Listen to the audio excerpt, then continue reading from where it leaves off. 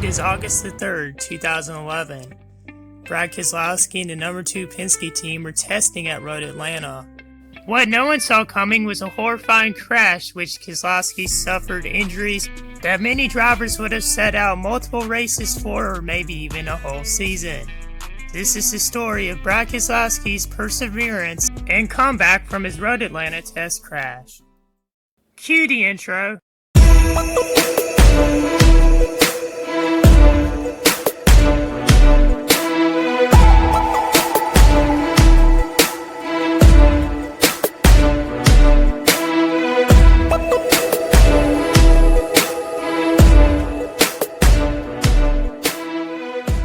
2011 was the second full-time season for Brad Keselowski in the NASCAR Cup Series. He had had a pretty good season so far, and was still in the hunt to make the chase for the Sprint Cup.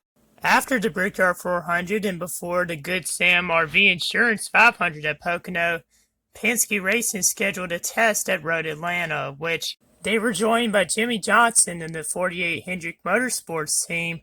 The only other previous NASCAR test at Road Atlanta was in 2005 when Max Papis tested the 48 car for Jimmie Johnson.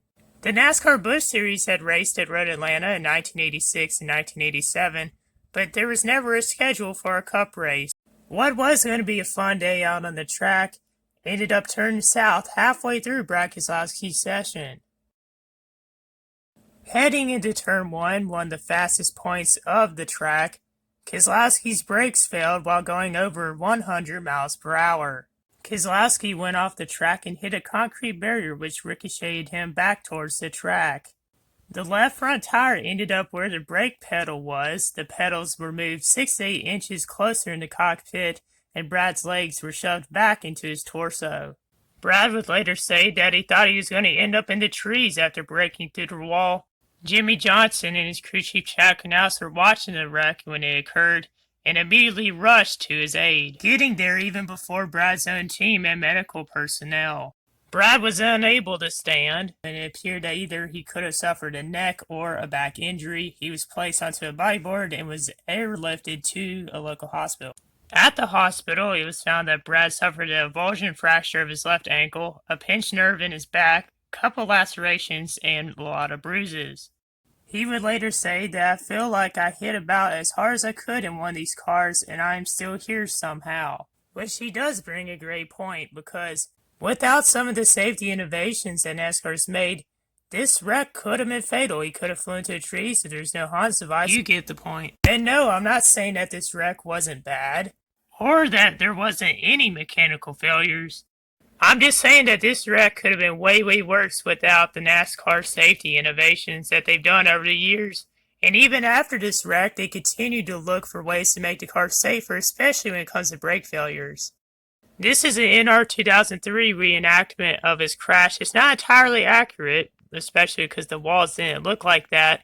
However, it does give us some insight into what the crash looked like, especially since there's no video of it and only pictures. Now here's footage from Jimmie Johnson's test the next year, and it'll kind of give you an idea of how fast Brad may have been going when heading into Turn 1, and I'll put an arrow to show you where he hit.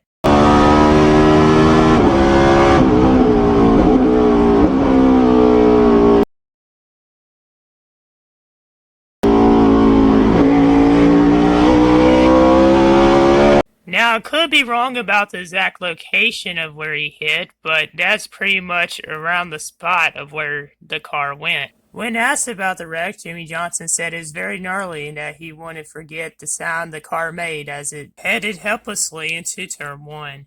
Despite his injuries, Brad didn't want to miss the upcoming race at Pocono as he was still in the hunt to make the chase, and he needed a good finish to help him in the point standing. The next 2 races were to be Pocono and Watkins Glen, which are grueling races that require a lot of braking and shifting, so I couldn't imagine what he was going through. Starting 13th in the Good Sam RV Insurance 500, Keselowski had to endure an open blister also on his shifting hand. Brad was in contention most of the race, and he ended up passing Kyle Busch with just under 15 laps to go on the final restart, holding him off by 0.791 seconds to capture his 3rd career Cup win, just 4 days after his horrifying crash. Behind him and Kyle, Kurt Busch and Jimmy Johnson would get into a couple run-ins on the track, which once again ignited their rivalry.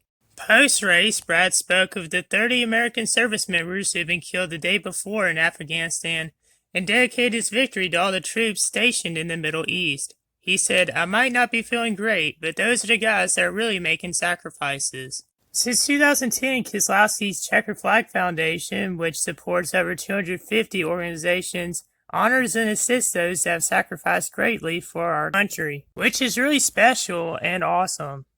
But that's for another possible video.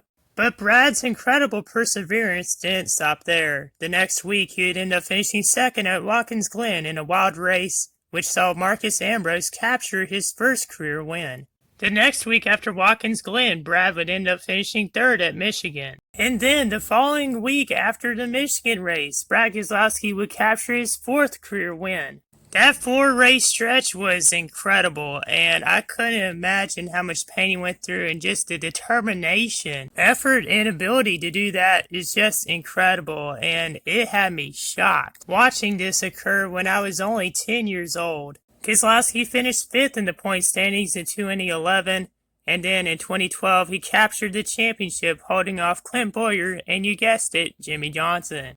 Jimmy Johnson and Brad, in fact, would end up becoming closer friends after the wreck, and Brad was very appreciative and thankful for Jimmy and everyone that came to his aid that August afternoon in Road Atlanta. The wreck that, in my opinion, could have been career-threatening, and the wreck that helped turn things around for the number 2 Penske team. If anything, this story shows Brad's perseverance, ability, and drive to become one of the best NASCAR drivers in the sport today.